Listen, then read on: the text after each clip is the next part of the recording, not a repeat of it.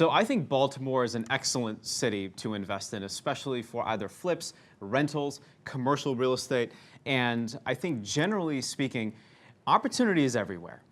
It's in the numbers, it's in what makes sense for that specific area. You have to drill down to make sure that you're hyper-local, understand the neighborhoods, understand what's going on. The Inner Harbor area has seen a whole lot of transformation in terms of the old buildings now turning into lofts. Mercy Medical Center across the street has just torn down about 300, I think on the 300 block of Calvert Street to turn that into parking as well. So I think there's a good number of expansion and renovation going on, and I'm totally all in on Baltimore. I think if you can get in the Baltimore investment scene, you should be looking for a long-term hold, because the values are really increasing there. It's on that kind of on the new part of just kind of coming up, that you'll be kicking yourself, to flip out or to sell too soon, because it's just so fresh and so much is happening. We were there last year, and I got to tour around with some locals, kind of like kidnapped me from the Think Realty conference there. And it was just amazing the amount of opportunity. They even have right now like those dollar deals going on, where the city is more interested in, let's get some, tax revenue and something happening to this, and it's just sitting there being dilapidated.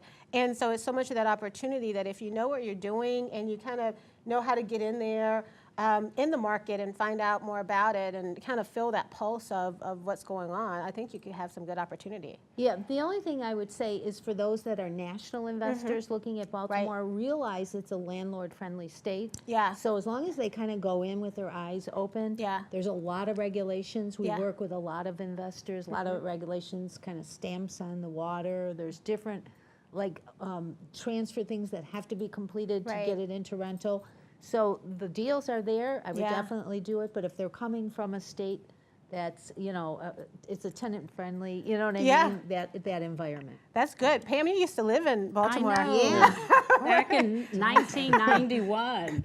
So it was booming back then, and it's still booming, especially with the Inner Harbor was going on. They had just built the brand new baseball stadium, which was really good. And I always advise, if you're looking at a new city to invest in commercial real estate, residential, always go visit the local economic development director. Is a great resource to find out about demographics, properties for sale, go in those different communities. We were working on Towson Town Center, a new shopping mall expansion, and that was always really growing too. So go visit your EDC director in that area when you're looking to invest in a new area. Yeah, to that end, I mean, we take a look at what elements bring together a potential good opportunity for investors to dive into a specific city. You want to make sure that the city is able to work with you and that they're not going to hold you up and delaying any permitting process or anything like that. I think Baltimore, check. Job creation, job growth, check. Home price appreciation, check. To Linda's point, you have a good opportunity for rentals for the long-term buy and hold, right? As Sonia was saying, the median rental rate currently is about $1,400 a month. Median home sales price is about $210,000 per sale. So if you look at those numbers, that's right in line of where you want to be for a rental anyway. You know, you don't want to be over that $150,000, $175,000, even if you're inching up a little bit and the income is there. I think the numbers work. And to go along with that, I think it's a very affordable way to get on the East Coast. Those that like to be on the East Coast, they're right by the pulse of Washington. And I think that's a really good spot if you're looking East Coast. Totally agree.